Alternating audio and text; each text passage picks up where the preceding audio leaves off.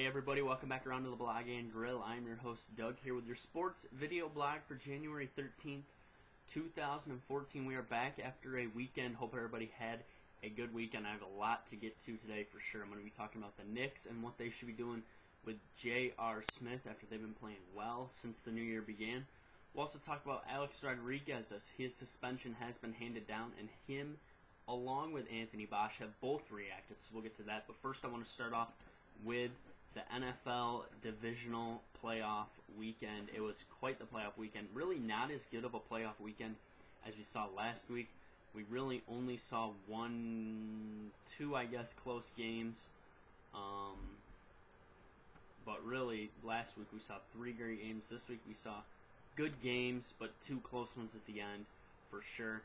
We'll get to the first game. The first game was at 4:30 on Saturday, and it was the Seattle Seahawks, top-rated defense in the NFL, going up against the New Orleans Saints. And really the story of this game was Marshawn Lynch running the ball. Marshawn Lynch carried the ball 28 times, 140 yards, and 2 touchdowns. He had a big 15-yard run and the big 31-yard run in the fourth quarter. Played well, did what he had to do. Marshawn Lynch was solid. The defense for the Seattle Seahawks was pretty good. One forced a fumble, got it back for sure, recovered a fumble there. Really, Breeze didn't play bad. He didn't complete a whole lot of passes. He did throw for over 300 yards. Really, the story of Russell Wilson wasn't great. Made a big pass late to Doug Baldwin that got him into position for Marshawn Lynch to put him ahead. But the big play of the game was the last play. Marcus Colston catches a ball, doesn't get out of bounds, and bombs it for some reason down the field. I didn't understand the catch.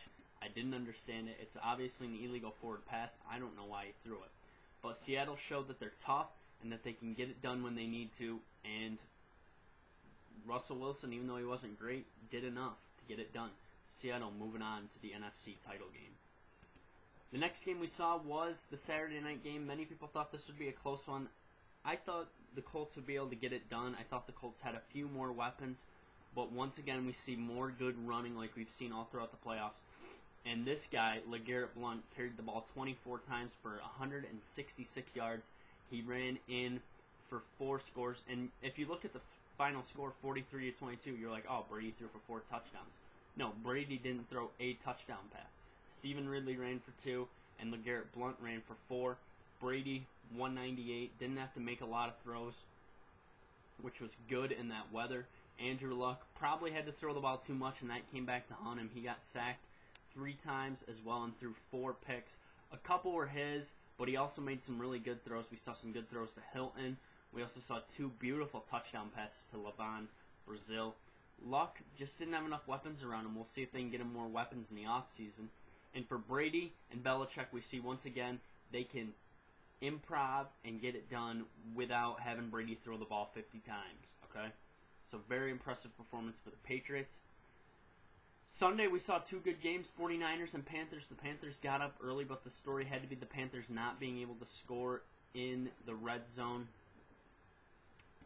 They had many possessions in the red zone. Newton threw a couple picks. Anquan Bolden really got after it and lit it up. 8 catches, 136 yards. Kaepernick threw for a touchdown. He also ran for a touchdown. He really didn't run the ball that much. 8 carries for 15 yards.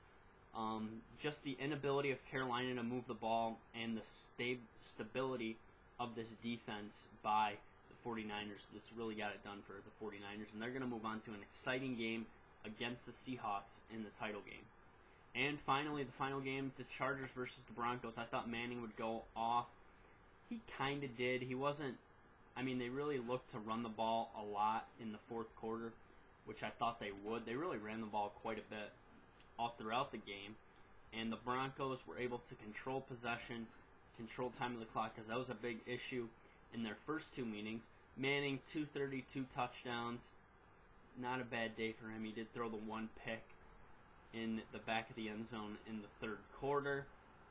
The time of possession, 35 minutes for the Broncos to 24 for the San Diego Chargers. Phillip Rivers did throw the ball better, but really we saw a complacent team that didn't run a whole lot of good offense, try to throw the ball down the field late, and they just couldn't get it done. And they tried to push the pedal too late, and the Broncos could hold on and won the game, and they ran the ball good with Moreno and Ball. So we'll see how that matches up with the Patriots in the title game. We'll be breaking down the title games throughout the week.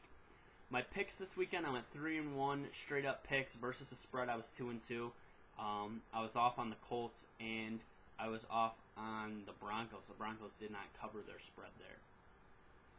All right, time to get to the other big news, and if it wasn't a football weekend, this would have highlighted our show today. Alex Rodriguez's decision. Major League Baseball has decided to reduce, or not Major League Baseball, the arbitrator, Fred Horowitz, has decided to reduce the suspension from 162 from 211 down to 162. No postseason, and this has enraged A-Rod. He is set to file a lawsuit. And if you watched 60 Minutes last night, you got to see one sketchy dude in Anthony Bosch. Anthony Bosch, of course, the owner of the Biogenesis Clinic, talked about all the drugs he gave A-Rod. And this guy is just a straight-up slime ball.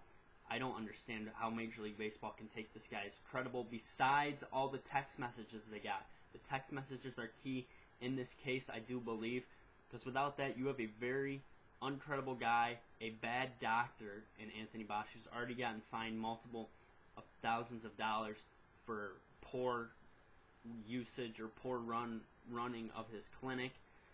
And it's just, I can't take anything. I mean, once again, media portraying Anthony Bosch as a good guy, gets him in a suit, gets him in a nice building, but he is a sketchball for sure. He thinks he's not doing anything wrong to Major League Baseball. He says he loves Major League Baseball. I just cannot take anything that this guy says for real. And A-Rod's going to fight it, and we'll see what happens. But I think what the key is going to be is what the Yankees are going to do about this. And we're going to talk about that on Wednesday. So tune in Wednesday. I'm going to be breaking down this. This will highlight our shows. We're going to talk about what the Yankees should do now that they know what's going to happen with A-Rod. And my final topic I want to talk about today are the Knicks. The Knicks and J.R. Smith. The Knicks coming off some big wins over the past couple of days, and they do still have problems with J.R. Smith. J.R. Smith's a big problem. We've seen him untying people's shoes. We've seen him getting technical fouls. We've seen him fighting. Last year in the playoffs, we saw him get ejected. We saw him get suspended. He had the drug problem at the beginning of the year. He was out partying on the town and during the playoffs last year. And I think the key the Knicks need to do is they're not going to be able to trade him. Nobody's going to want this guy. They need to just phase him out. You got to give more minutes to Shump, more minutes to Murray, more minutes to Tim Hardaway, and try and phase J.R. Smith out. Make J.R. Smith a non-factor so he will want out, and just force him out of the league. Force him out of the league, force him into a deal overseas, and maybe he'll just leave your team and be all good, because right now J.R. Smith is not good for this team at all, and they need to get rid of him, and they need to get rid of him fast. But I think it's going to be a gradual phasing out, and Mike Woodson needs to either phase him out completely or phase him out to a point where he begins to earn those minutes back. And if he can earn the minutes back and he deserves the minutes, then give them to him. But if he doesn't, cut your ties with him and get him out of town. Alright, so Wednesday we'll be back. We'll talk more A-Rod. I'm also going to talk about the resurgence of New York hoops. The Nets and the Knicks are on fire right now, both taking on the Heat over the weekend. And we're going to go inside the issue with replacing coaches in the NFL. We've seen a small crop of coaches be coming up in the past couple of years, and they're really starting to struggle with finding good NFL coaches. I'll tell you why on Wednesday. Follow me on Twitter, YankeeBaller415. We're also looking for new platforms for blog expansion. So let me know if you have any ideas about that to get this to a more permanent location. Just a quick note, or a couple quick notes. 16-0, Syracuse stays at number 2. Arizona stays at number 1. Cuse on the road tonight at Boston College. Boston College is 5-11. Really, their most impressive win is a win over Washington at home. That game's at 9 p.m. on ESPN. You check it out. If you want a good book to read, check out the Colin Cowherd book. I have it right here. Colin Cowherd, You Heard Me. I'll say it if nobody else will. It is a great book. I just finished it. Good read. A lot of good stuff on sports and other stuff as well. So thanks for tuning in. I will see you on Wednesday. Have a good day, and I'll see you then.